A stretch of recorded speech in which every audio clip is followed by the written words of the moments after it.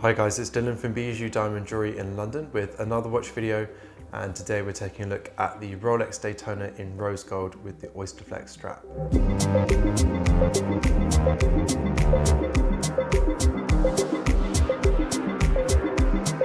As with all my reviews, let's go back in time now and take a look at the history of this watch.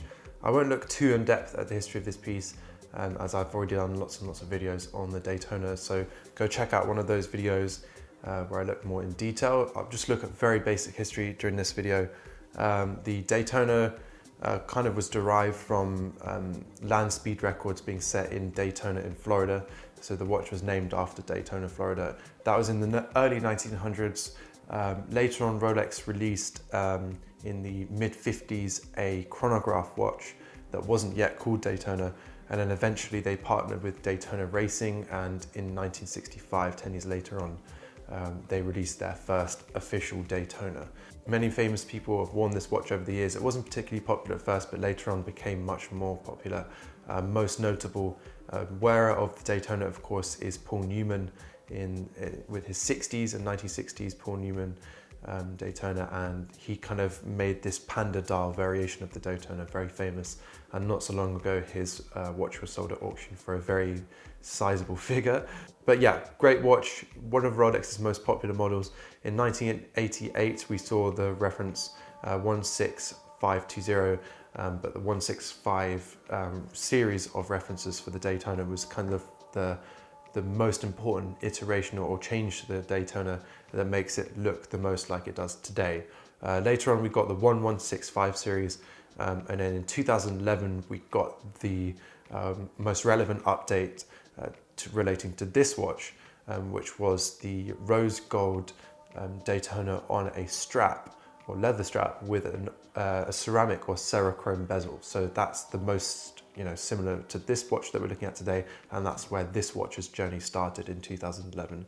That watch was only available on a leather strap though, and came in various variations of dials. So that looks at the ceramic side or ceramic history of this Daytona. Let's look at the Oysterflex side of this Daytona. So Oysterflex was first released in 2015 on the Yachtmaster 40 and 37 in rose gold.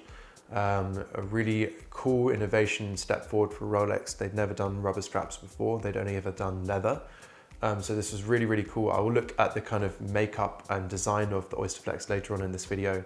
But yeah, 2015 we first saw it, and then we first ever saw it on the Daytona series in 2017.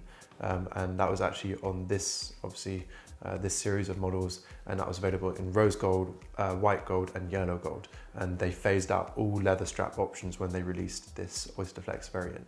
That concludes the history of this watch. Let's look at the features of this piece, and we're going to start with the clasp.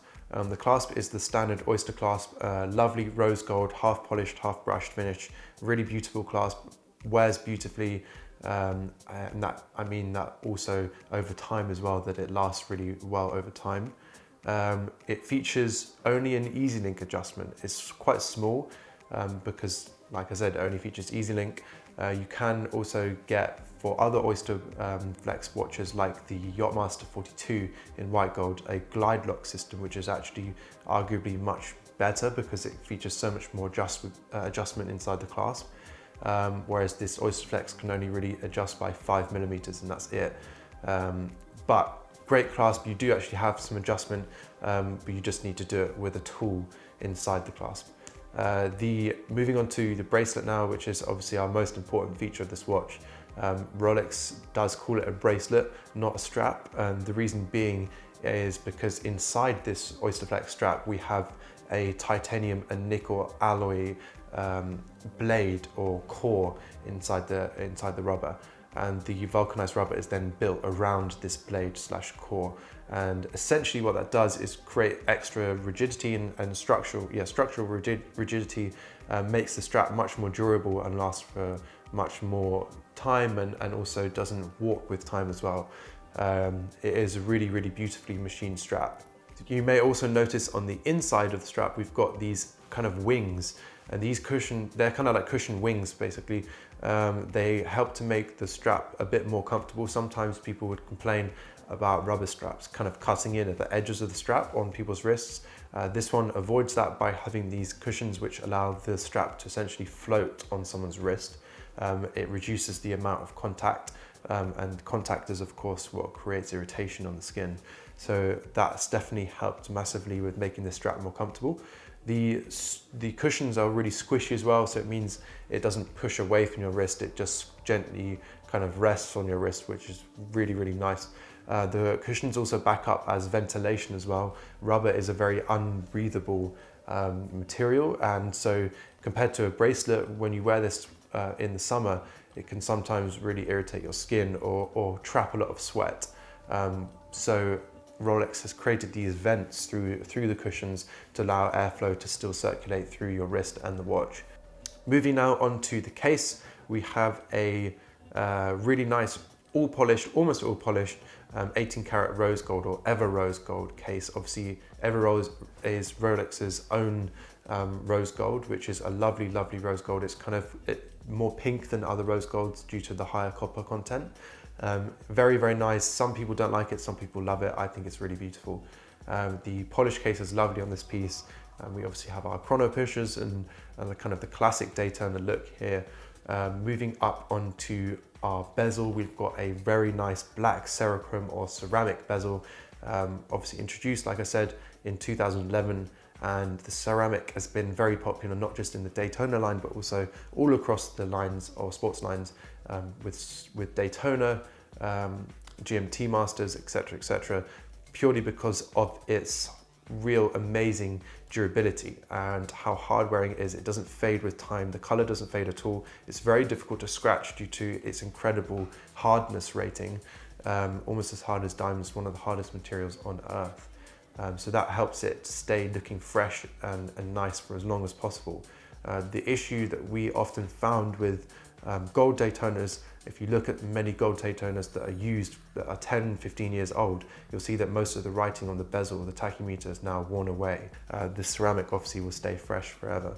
Moving now onto the dial, we've got a lovely black dial on this watch, which has kind of gold print on the dial also. Lovely gold hands in 18 karat and also some beautiful 18 karat rose gold sub dials as well, which are kind of this panda style effect that have this concentric rings type thing. It's like a CD effect, which gives it real life because obviously a black dial can sometimes be a little bit lifeless, so they really help to pop that out and make it look really beautiful.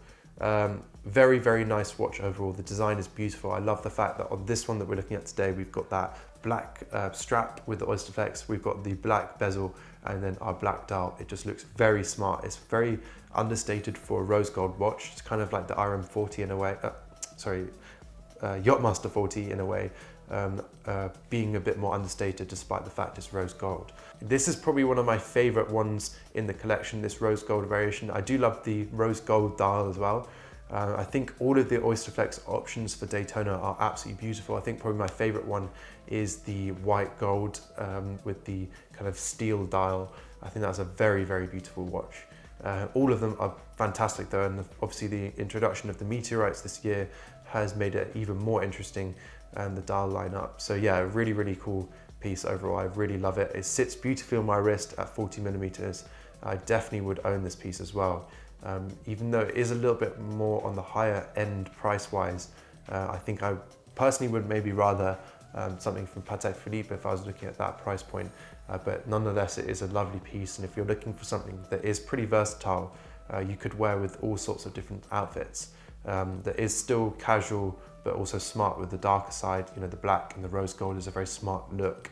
Then this watch is a fantastic, super versatile piece.